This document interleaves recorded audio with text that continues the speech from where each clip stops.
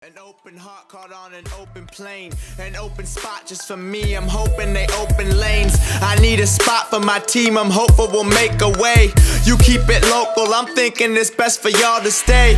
I'm about to train, I'm about to reign, I need for me to triumph. Get out the way, I'm about to slay, it's David meets Goliath. I'm about the race, keep up the pace and you can see me flying. Get out my face, I'll slap the taste cause I remain defiant. So when I'm gone, I hope you know that I can, and I will always. Hello everybody, welcome to another very special edition of Ill Communication. I'm back in Detroit with my good friend Randy, aka Ahh Ooh, who is a fantastic producer of funky, melodic, guitar-y, electronic, amazing things. He's in the Heavy no Michi crew, as you can tell from his totally awesome shirt that they made for the crew. And yeah, he's got a new album, just finished an EP last night, just got back from Asia, all kinds of crazy things. So why don't you just tell us a little bit about the Ahh Ooh project and how it got started and where you're going with all this crazy melodic funky business. Thank you, Sir Gates. And might I add that it's an honor to be here, truly. You're one of the guys I actually learned how to wrangle Ableton from, and your friendship means a lot to me. Word. Well, hey, glad you could take the time out to be on the show. Absolutely. Yeah, man, I just got back from Asia a few months ago. I was in Vietnam and Japan. I was in Vietnam for a month, Japan for another month, soaking it all in and kind of just flipping myself on my head. I went out there with some buddies, one of which was my best friend Stay Loose and the other co-founder of Heavy no Michi. And really, Ahh Ooh started with that friendship, honestly. He lives out in Denver and I'm from Detroit, so we met through music, just liking each other's music alone, and just really hit it off. We're weird like Wonder twins. We have like the same birthday, we're the same heights, like we have the same initials. We're like weird. It's weird. It's super weird. So why not? So run with it, right? And I went out to Denver, started making tunes with him. We both were in the rock and roll grind for a long time. We're both guitar players, and we just started making music and having fun, and kind of putting all that into the music. And then I decided that, you know, this needs to be its own thing, and I started Ahh Ooh maybe 8 months ago now, and it's just been the crew too, and it's just been amazing and super fun ever since. Cool. So you've been through a lot of different musical incarnations. There's another electronic alias, and then a band alias, and then you play all these different instruments. Can you tell us a little bit about how your workflow has evolved in the studio, and what you've kind of learned about these different styles of music making? Absolutely. Well, it's funny, I kind of came full circle. When I first got involved in making electronic music and producing, it was like I was sitting there and drawing everything in, and then my first inclination was to go buy every piece of gear I could get my arms around. And then I had, too much gear, and I didn't know what to do with it because I couldn't I didn't fully master each one. So then I leaned on a couple, but I was still drawing everything in, and very, very cerebral, very, based on tips and tricks from other people like yourself and stuff like that. And then by the time I got to Ahh Ooh, I realized what I really love about making music, or what I really loved about making music, was sort of disappearing and me just drawing, shit in and sitting on the screen. It was all in here, and I kind of hated it. So then I want to make it as kinetic as possible.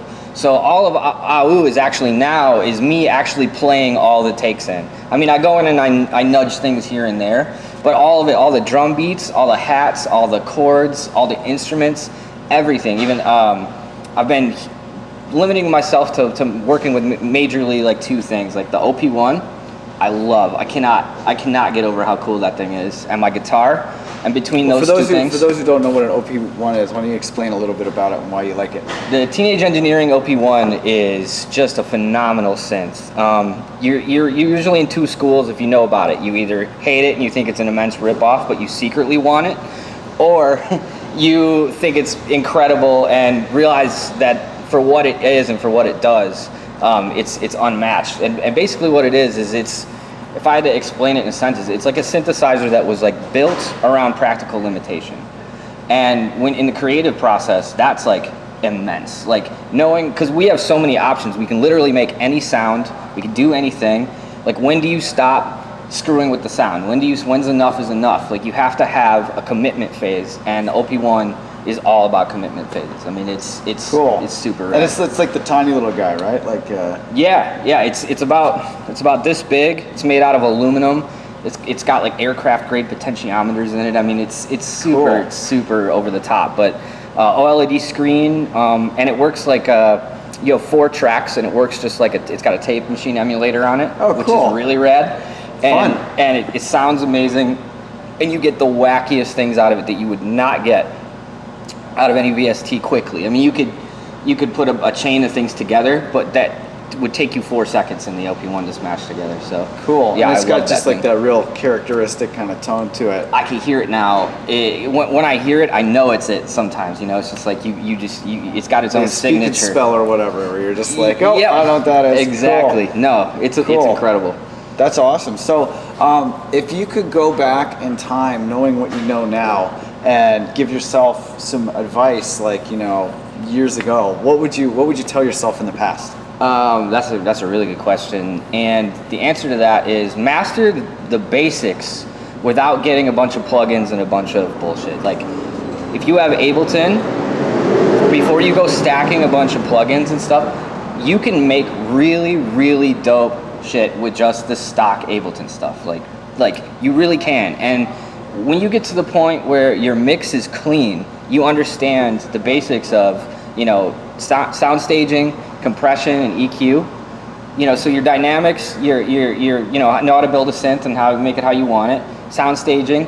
Once you have that down, then go grab one synth that you really like for whatever reason and master that thing and use it. I mean, a lot of the guys that I talk to now have like 1 or 2 go-to synths they make whole records with, and so don't overcomplicate things. That's what I would tell myself. Get good at the basics. Get a clean mix going. Even if it's just starting off remaking someone else's tune so you can understand how it works. Just learn the basics before you jump into all this other stuff, because it's just gonna. Cool. So hey, there we go. All right, so here we are. Special guest. Yeah, we got some special guests.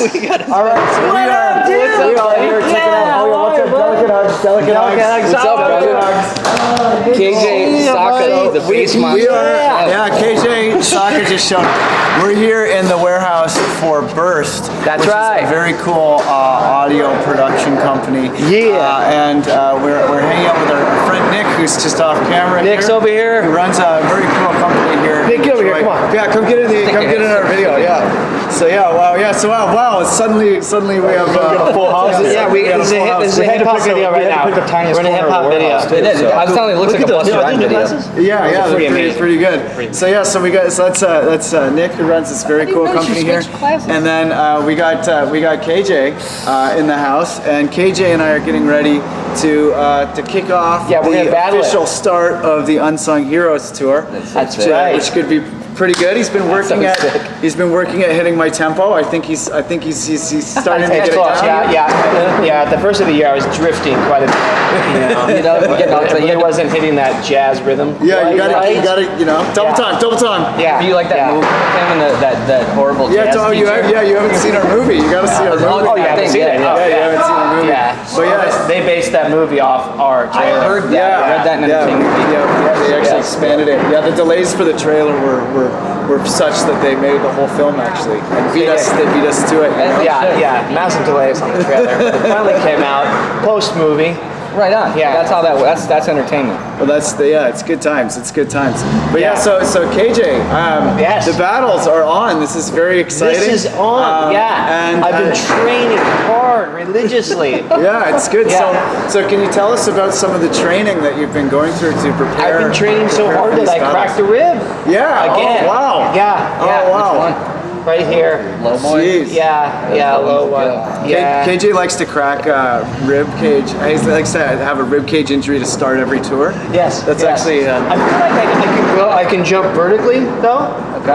But the crowd surfing might not happen tonight. All right. Okay. Yeah. I was telling Nick that you know, it might not be in the budget to do crowd surfing. Stop by the art cards. museum, get you a suit of armor. Oh, They'll let you borrow it. That's a great. Yeah. We're gonna stop by the art museum and get a suit of armor for me to wear. Then you can just toss you out in the crowd like a like Yeah, a I'll suit just jump can. in like a bubble. That'll be good. Like a sardine. Yeah. That'll be good.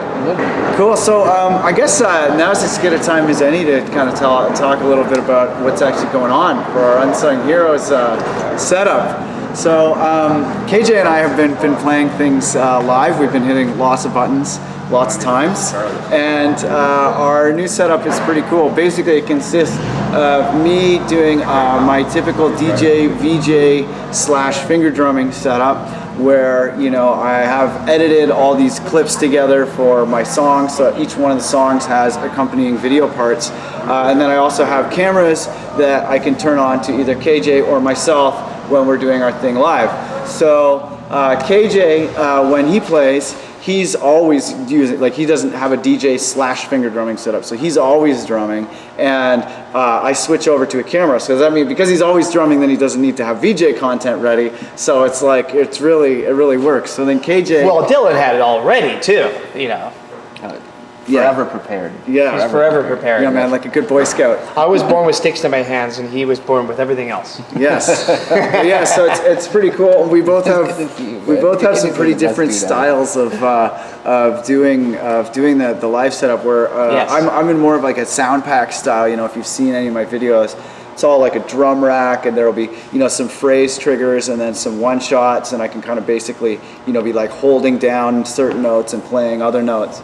Yes. And I do it like completely off the clock, where I'm just like playing the pieces in, and the beats fall where they may. Whereas KJ takes a much more regimented approach that is very, very meticulous and is really cool for playing with I've seen bands some and of stuff. those screenshots. So I wake up at 5:25 a.m. every morning. 25. Yep. I do a series of push-ups and sit-ups, and then after 19 minutes, then that's when I go to the gym for another 17.5 minutes, and then I start my very strict musical routine, which consists of a variety of things, jumping over hay bales and things like that, with the sticks in my hand. Never lose the sticks. Don't drop the sticks. Never missing a beat. Yeah, of course, if I do drop the stick, I have one right in my back pocket. See right here. Do you have to go back in time or go back to the beginning when you drop one? And is that possible? I feel like with Destroyed, with the stuff you guys have, time catches up to KJ. I gotcha. Time catches up to KJ. I've created this software where I am the clock. Okay. Yeah, they already have that stuff out there, but I wanted to create my own. It's really sweet. It's called, there's this little button on the left-hand corner. It's the click track button in Ableton. So I just press that, and then I just play along to that. It's amazing. It's amazing how that works, right? Yeah, very cool, very cool. So I'm actually curious about his answer. What are you asking? You can, you can do. So he asked me if you could go back in time and give yourself sage wisdom, basically for production. Oh yes, for production. And, in your workflow and everything. What would you tell yourself in the beginning?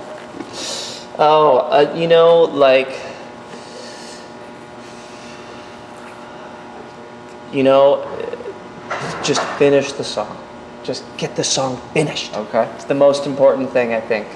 I think that's the biggest setback for anybody is not finishing the song. We all have that. I still struggle with that. Yes, we all do. I actually haven't even finished the song from this hoodie yet. It's I'm really so embarrassing. Great example. It's really we have embarrassing. merch before the song. The song is even done. Yeah, I just keep reading. Oh, really? The percussion. That's real? Yeah, I've redone the percussion like 4 or 5 times. I'm finally pretty happy with it, but I just things have been so crazy with being on the road, and then a lot of crazy stuff in my life, and it's been really kind of hard to actually These guys get don't a have couple anything going on, uninterrupted though. days. It's tough. But yeah, it's been Maybe been less a lot of sleep. development. Less Sleep less. Yep, Sleep less. Sleep less. That would be good. Yeah. Only finish songs and don't sleep. Yeah. And I think I would tell myself that even if you agonize over finishing this track for a year, you're still gonna hate it in 2 months. There you go. Yeah, that's I pretty just good, yeah. uploaded my I won't date it or put a number on it because then people figure out what it is. But I just uploaded the tune, and it's going to be released. And I was just putting it in my set, and I'm like, oh man, I wish I would have changed this about the mastering. Oh, the fit more. And I just uploaded the thing. There's no going back. No going It's back. There's no going back. But it's okay. Yeah. It's fine. Yeah, and that's it. I think It stands on its own, you know, and then when you cluster it in a mix, there's always something that you might want to change this or that about your mix, or like your song is like, oh, this sounds the best out of all of them, or Yeah. this sounds the worst, or like it's not the right vibe or whatever. But as long as your song stands on its own, right. I think that's the most important thing. There was a TED Talk, and I can't remember the lady's name, but it's about she basically discovered like when did the whole like depressed, dark, gloomy artist thing start? Oh, Have you seen what I'm I think talking it was about? Elizabeth something, and where she's talking about like the how you about the genie. Well, about how Genius and like the genie, and how the what's- genie used to be an external thing, like a muse that would come into your studio and inspire you, and because the work came from outside and flowed through you as an artist, there was less ego insecurity attached to the work, Yep. as opposed to being like, oh, this is my intellectual property, this is my work, it's all on the line, people are judging me. Well, it didn't just always used to flows be through that. you. People would just be like, oh, that's just that person's flow, that's just what flows through them, and there was less insecurity and Yeah, less, 'cause it's less not you. frustration. when It's not think you. about I it. made a symbol for it. Actually, that's what that is. Yeah, here, show it to the camera. Wow. That is the symbol or the space, that triangle. It looks similar to a Triforce, but it's not. You'll notice there's not a line through the center, and it's part of this big exclamation point because that I remind myself, like I create from like I imagine that there's like a genie that pops up out of my wrist and covers me in a space, and it's creative time. And Sweet. I don't get roadblocks nearly as much with that. Like I don't sweat things nearly as much as I used to. I still sweat. I mean, And you but can visualize the genie popping out and creating the creative bubble around you. yeah, and it can be whatever. That's fantastic. That's amazing. That's a really good pro tip, guys. Tattoo a genie on your arm. Pro tip. Yeah, that's amazing. That's really, really cool. That's really cool.